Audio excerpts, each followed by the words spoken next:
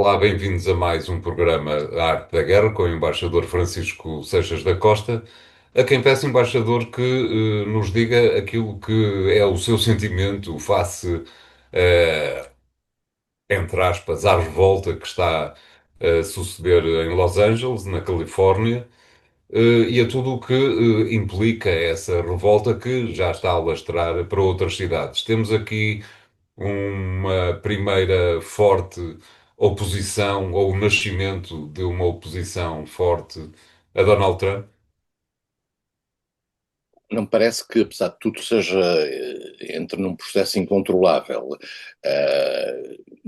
Isto não é, digamos, uma revolta, eh, digamos, americana, totalmente americana. É uma revolta que tem a ver com os imigrantes e, em particular, com os imigrantes ilegais.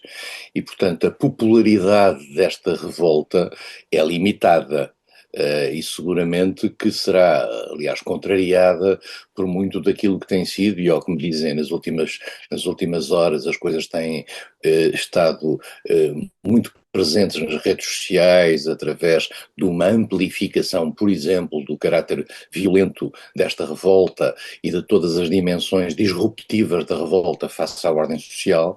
E, portanto, eu acho que Trump tem aqui um problema, naturalmente, mas um problema que, apesar de tudo, é controlável e que não tem um potencial de alastramento a nível de toda a sociedade americana. Volto a dizer, isto tem a ver com os imigrantes ilegais, que são cerca de 11 milhões, numa população de 340 e tal milhões, num país onde há, vale a pena dizer, cerca de 15% de estrangeiros, mas legais, que trabalham nos Estados Unidos, e estes imigrantes ilegais, que são uma mão de obra importante, apesar de tudo, eles estão ilegais, mas estão a trabalhar, eh, representam, digamos, têm um papel importante, mas em particular em alguns estados, não é em todos os estados. E isso também isto também limita um pouco a dimensão nacional deste tipo de protestos. De certo modo, Trump está a cumprir aquilo que era a sua agenda. Trump fez uma campanha eleitoral, no fundo, eh, criando a ideia de que a América estava a ser prejudicada e o prejudicado é o estrangeiro, o autor desse prejuízo é o estrangeiro, seja em matéria comercial, seja em matéria de imigrantes que entram para os Estados Unidos, e Trump ligou essa imigração à criminalidade.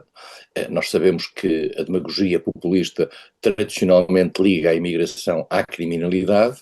Os números em todos os lados não apontam para isso, mas enfim, há sempre naturalmente ações criminosas e ações disruptivas relativamente à ordem legal feitas por imigrantes, mas os números em todo lado, e os Estados Unidos não são disso um exemplo pior, mostram que o grau de percentagem da criminalidade na imigração não se afasta muito dos graus da criminalidade a nível global, isto é, com os nacionais dos países. No caso português, até é o contrário. Os imigrantes têm uma percentagem de, de criminalidade mais baixa do que a média do país.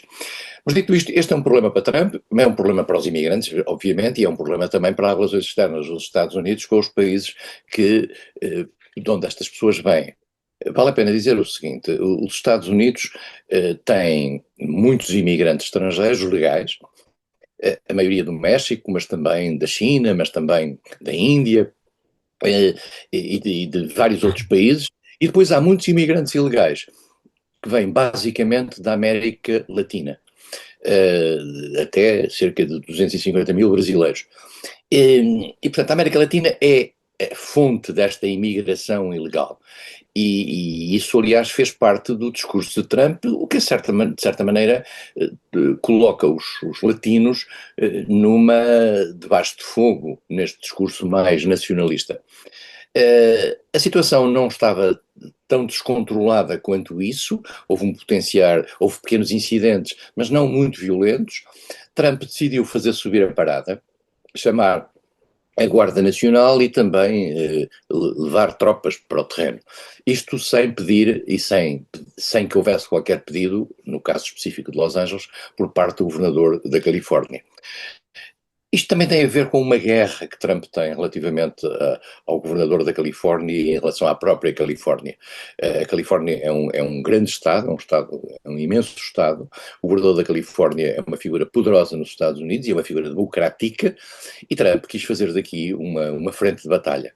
É curioso que a mobilização da Guarda Nacional, a Guarda Nacional, vale a pena dizer, é uma espécie de uma reserva que existe em cada Estado americano de tropas que não estão em permanência, são pessoas que se vão treinando, são normalmente antigos militares que se vão treinando e que estão preparados para ocorrer, por exemplo, a questões de catástrofes ou as questões de ruptura social grave.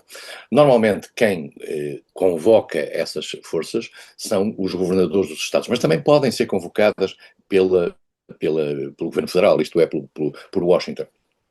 Trump, curiosamente, tinha no passado, há uma entrevista muito interessante que vem publicada nas últimas horas, em que Trump no passado dizia só os governadores é que podem convocar a Guarda Nacional, agora está a fazer exatamente o contrário. Mas isto com Trump é o normal. Portanto, Trump está a tentar dramatizar a situação em Los Angeles, no sentido de criar, digamos, um exemplo para que as coisas não se reproduzam noutros sítios. Mas respondendo à sua pergunta, isto não me parece ser uma onda que tenha condições para progredir e criar, digamos, uma onda nacional de revolta contra Trump e, digamos, o princípio do que seria uma oposição a Trump. Não me parece que as coisas vão por aí. Há quem diga, alguns analistas norte-americanos, que dizem que o governador da Califórnia, também alavancado por tudo o que está a acontecer neste instante, poderá vir a ser, dentro de 3 anos, o candidato, ou pelo menos um dos candidatos às primárias democratas. Parece-lhe que isso poderá acontecer, atendendo a que, por exemplo, e vale a pena lembrar isso, a Califórnia, se fosse um Estado, era um dos 15 maiores, uma das 15 maiores economias do mundo. É verdade, Perdão, não é se fosse um Estado, se fosse um país, como é evidente. temos que lembrar que o Ronald Reagan foi governador da Califórnia.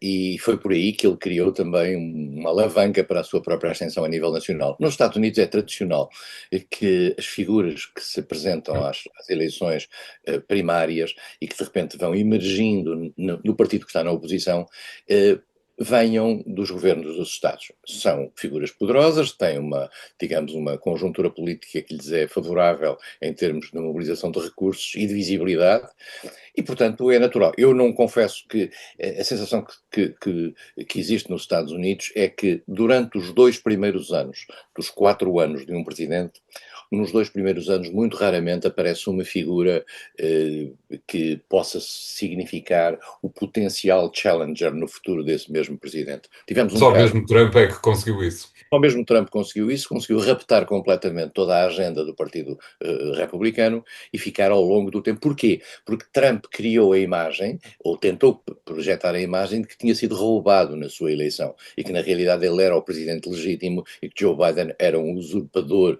do poder. Mas normalmente não se passa assim, e não se vai passar assim agora, isto é, durante estes 2 anos até às eleições intercalares que terão lugar em novembro do próximo ano, não aparecerão, haverá figuras que se vão destacando, mas para como potenciais candidatos a uma sucessão do atual presidente, dificilmente eles aparecerão antes das eleições, as eleições intercalares nessa altura. Mas aí o governador da Califórnia pode de facto aparecer. Tudo depende de uma coisa que eu confesso que não sei, que é qual é a capacidade dele no jogo, digamos, dentro do Partido Democrático. Nós temos que perceber também que o Partido Democrático tem movimentações mais conservadoras e mais progressistas.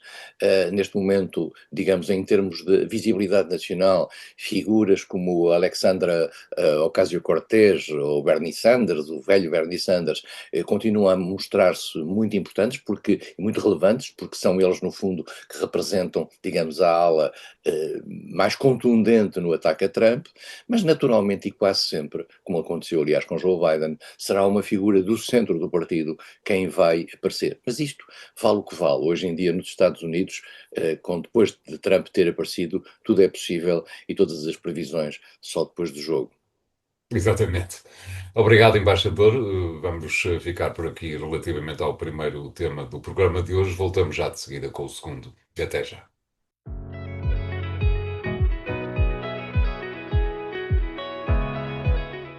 Bem-vindos à segunda parte da Arte da Guerra, desta vez para lhe pedir, embaixador, que nos diga aquilo que lhe parece que virá a ser e, portanto, servirá esta segunda parte do programa como uma espécie de antecipação, aquilo que virá a ser a reunião da NATO em Haia, no final deste mês, ou na terceira semana deste mês, que está a constituir uma enorme expectativa, uma vez que, por causa de todo o quadro que foi criado neste último meio ano, e era capaz exatamente de lhe fazer uma pergunta específica sobre esta matéria. Como sabemos, a União Europeia e a Europa decidiram rearmar-se, decidiram também que não colocariam em causa a NATO e a existência da Aliança Atlântica. Parece-lhe que a reunião de Haia será a reunião onde Donald Trump poderá dizer uma coisa do género: sim, senhor, vocês gastem lá o dinheiro que quiserem no rearmamento, mas não se esqueçam que têm que nos comprar a nós o material de guerra, até por uma questão de logística e de agilização da própria NATO. Pois, essa é uma boa pergunta.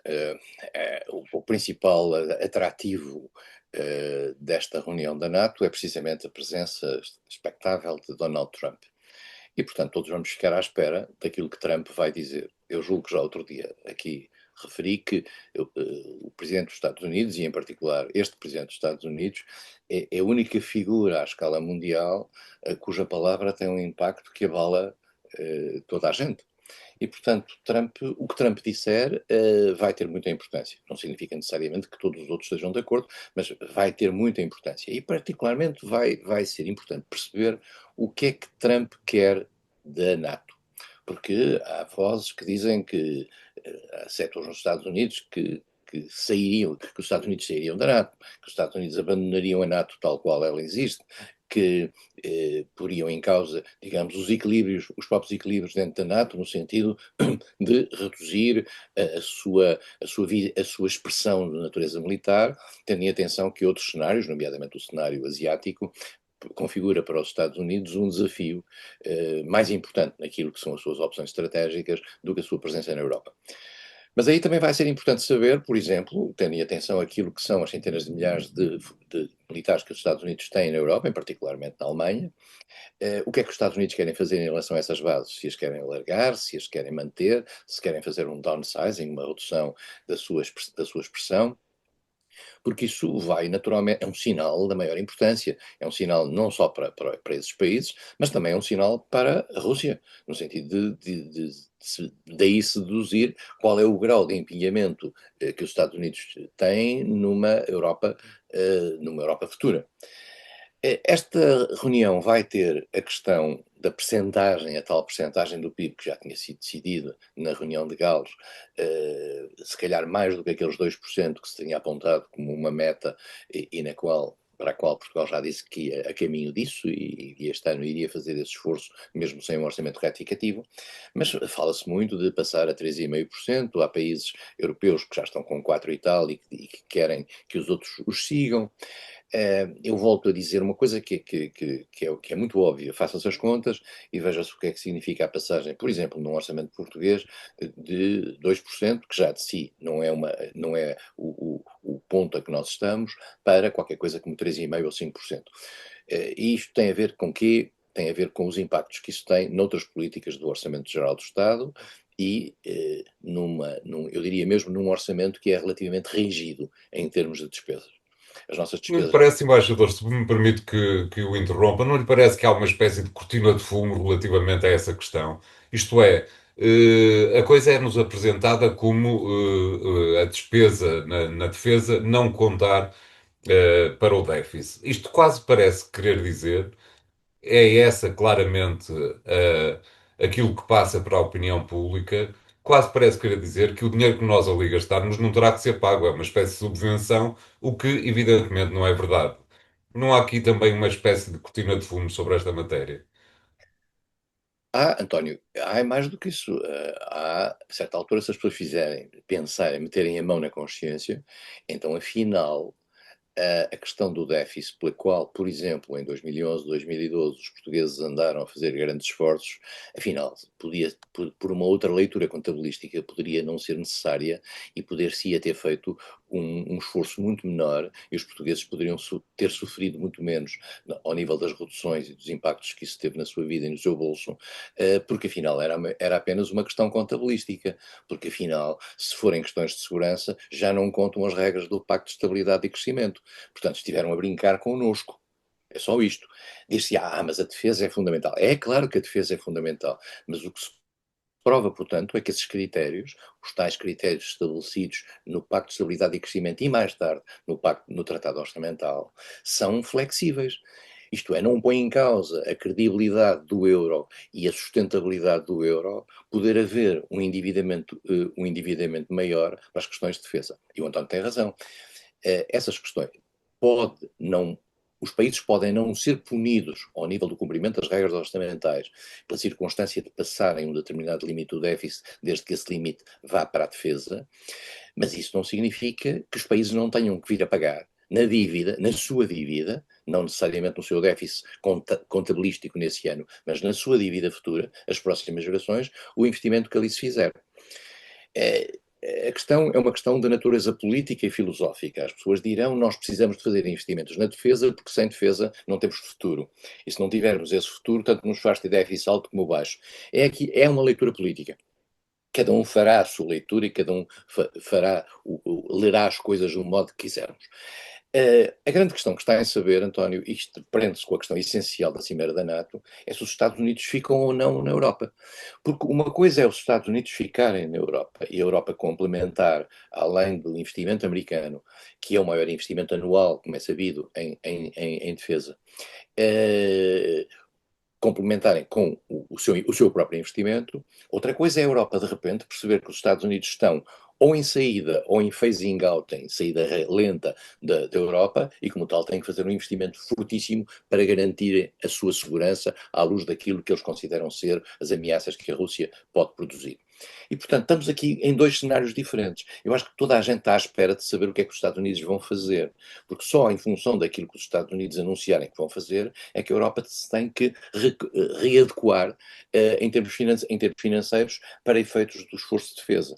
Mas o António também tem razão numa coisa, que é a possibilidade dos Estados Unidos dizerem sim, nós estamos dispostos a flexibilizar desde que vocês nos comprem a nós as armas. Ora, isso é contraditório com o que tem vindo a ser dito pela União Europeia e pelos países da União Europeia, no sentido de criar uma indústria europeia de defesa que justifique o investimento, isto é, nós fazemos o investimento porque, ao mesmo tempo, esse investimento é reprodutivo em termos das indústrias europeias de defesa, e como é sabido, muitas dessas indústrias têm duplo uso, isto é, são indústrias em que o investimento tem efeitos na vida cotidiana, na economia, etc.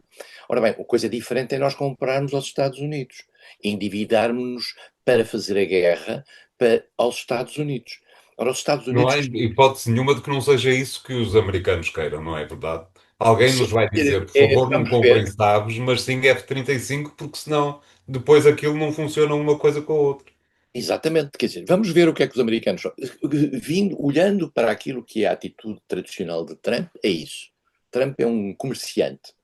É um comerciante muito, eu diria, quase descarado. E, portanto, é um comerciante que não tem limites nessa sua leitura, digamos, obsessiva pelo lucro.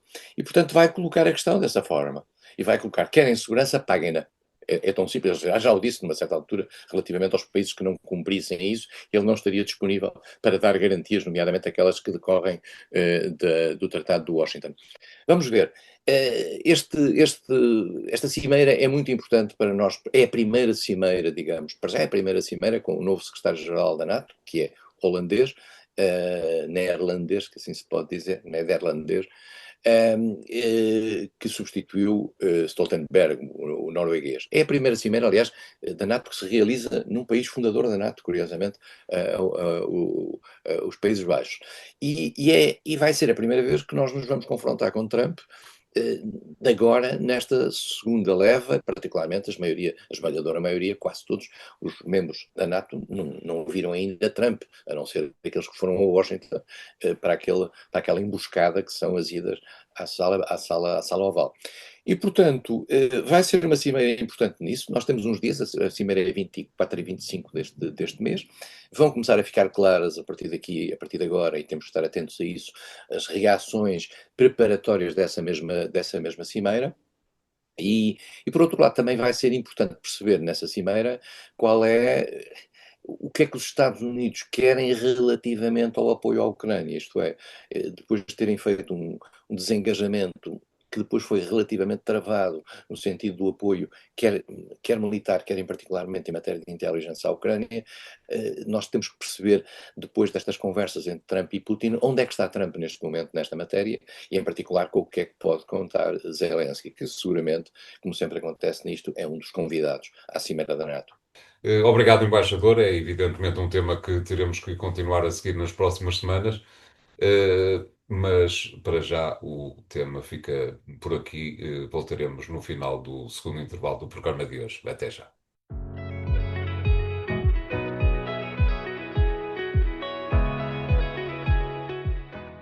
Bem-vindos à terceira parte da Arte da Guerra, para desta vez irmos pedirmos ao embaixador que continue, de alguma forma, a desenvolver o tema com que acabou a segunda parte do programa. Isto é, aquilo que se passa na Ucrânia, na guerra na Ucrânia. A guerra na Ucrânia está numa fase, em termos militares, do mais assanhada possível.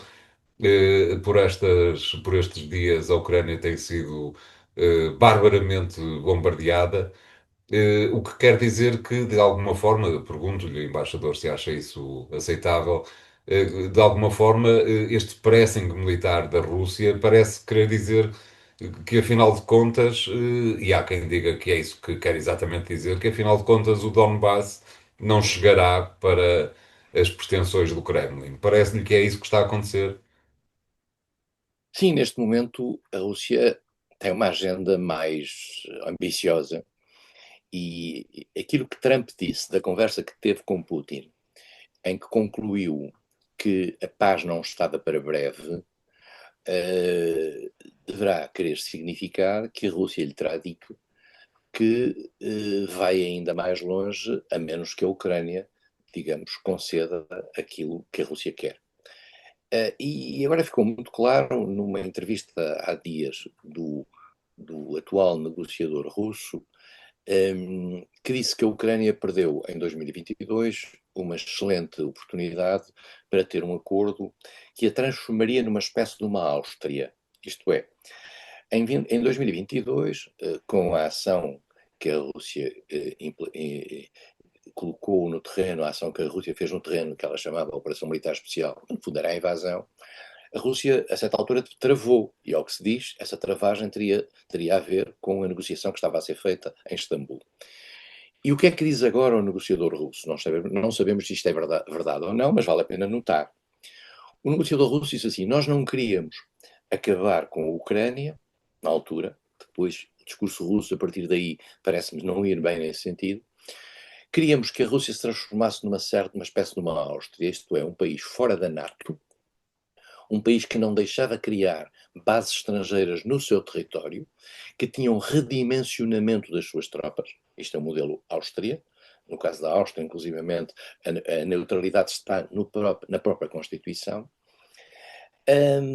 e, portanto, um país que... e com a concessão da Crimeia, o reconhecimento da Crimeia. E, portanto, a Rússia, a acreditar naquilo que diz o negociador russo, quereria para o Donbass apenas, digamos, um estatuto que era aquele que estava mais ou menos previsto nos acordos de Minsk, isto é, uma certa autonomia. A Rússia também queria, e este é um ponto importante, que a língua russa passasse a língua nacional, a de par com o ucraniano, porque diz, segundo o negociador, a maioria da população ucraniana fala russo, e por outro lado, a Igreja Ortodoxa russa passava a ter na Ucrânia os mesmos direitos que tinha e dos quais foi privado por decisão do governo de Kiev. Portanto, havia aqui o elemento da Igreja Ortodoxa, o elemento da língua, elementos de natureza cultural e identitária. Depois, a questão, digamos, geopolítica, que era não entrar na NATO e não deixar bases no seu território e redimensionar as suas forças armadas, e esquecer, digamos, a Crimeia. A Rússia, a Ucrânia, de acordo com o que entretanto se vem sabendo, estaria disponível nessa altura para aceitar isso. E terá sido uma intervenção de Boris Johnson que terá dissuadido Zelensky de aceitar isso. Será verdade? Não será verdade? Nós não sabemos. Mas há alguma plausibilidade de que a vontade ucraniana, nesta altura, podia estar mais flexível relativamente a este modelo. Depois disso, muita água correu sobre as pontes. Muitos milhares, centenas de milhares de pessoas morreram. E não só, digamos, a atitude ucraniana é diferente do que era na altura, e a sua fragilidade pode ser outra agora, mas na altura, digamos, era o princípio de uma guerra que praticamente ainda não tinha começado, mas também a vontade russa. Se calhar a ambição russa é maior. E é essa ambição russa que provavelmente Putin terá transmitido a Trump, no sentido de dizer nós agora queremos mais. E nós agora queremos mais. Isto significará, portanto, porque entretanto houve a recondução de 4 oblasts dentro da Ucrânia para dentro da Federação Russa, como novas repúblicas, Zaporizhia, Kherson, Donetsk e Lugansk, e a Rússia quer agora, por exemplo, como já foi dito aqui, criar uma buffer zone, uma zona isolada, digamos, de fronteira, que permita que as tropas da Ucrânia fiquem separadas da própria nova fronteira que a Rússia aí quer. A ambição russa é muito maior neste momento, tem a ver também com a humilhação que o custo da guerra para a Rússia deve ter tido ao nível do pensamento da opinião pública russa. Perdemos muita gente, logo o nosso preço tem que ser maior daquilo que é o saldo final desta guerra.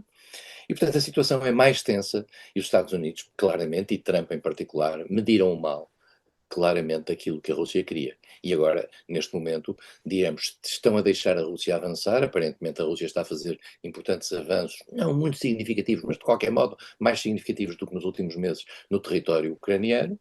E veremos a que é que isto nos leva. Volto a dizer, isto vai depender muito daquilo que for a atitude de Trump e também da teimosia de Putin, que já se viu que não é, digamos, uma carta fácil de liquidar. É uma questão que tem tudo a ver, diria eu, exatamente com a cimeira de que o embaixador falou anteriormente, e nesse sentido, não lhe parece que pode haver aqui, é um pouco uma teoria do caos, mas por que não pensar nas teorias de caos que acontecem tantas vezes na realidade? Talvez seja a altura certa para Moscovo insistir na operação militar, exatamente permitindo a Trump que, na Cimeira de Haia, explique que é muito bondoso que a Europa queira investir em defesa, mas como estão a ver, é neste momento e não daqui por uns meses ou anos, é neste momento que vocês precisam de armamento, porque a Rússia está cada vez mais feroz na fronteira da Ucrânia. Parece-lhe uma teoria aceitável? Parece, António, eu vou dizer uma coisa que chocará algumas das pessoas que nos estão a ouvir, mas esta é uma guerra positiva para os Estados Unidos. Esta foi uma guerra positiva para os Estados Unidos. Os Estados Unidos, com esta guerra, encontraram, desde logo, um pretexto para esquecer a humilhação do Afeganistão. Os Estados Unidos, nesta guerra, de certa maneira, muito embora a Rússia não seja o inimigo principal, seja a China, mas de qualquer maneira encontraram uma forma, de certa maneira, de contrariar, digamos, alguma vontade russa. Esta guerra foi uma forma de aumentar as ajudas ao à construção de armamento e às empresas de armamento americanas. Esta guerra foi uma forma de limitar o gás e o petróleo barato com que a indústria europeia competia face aos Estados Unidos e reduzindo-lhes a sua competitividade. E, last but not least, esta guerra foi uma maneira que os Estados Unidos se puseram, digamos, do lado bom da história. Os Estados Unidos nem sempre estão do lado bom da história, desta vez estavam, digamos, com a razão do seu lado, a defesa da democracia, a defesa do direito da soberania ucraniana. Esta era uma guerra simpática para os Estados Unidos. E foi por isso que Biden lá foi. Biden não era uma figura muito interessada em guerras, mas foi esta guerra, porque é uma guerra que até convinha à economia americana. E, portanto, Trump está a tentar sair desta guerra, como o António disse, garantindo, no entanto, que para a economia americana a guerra que aí vem, ou o sucedâneo disto em matéria de segurança europeia, é vantajoso para os cofres americanos. Claro. É, claro, evidentemente, mais um tema que iremos continuar a acompanhar. Obrigado, embaixador, por estes muito esclarecedores 3 momentos do A Arte da Guerra. Continuem a seguir aquilo que vai sendo dito de tão importante nos sites do Jornal Económico. Obrigado e até para a semana.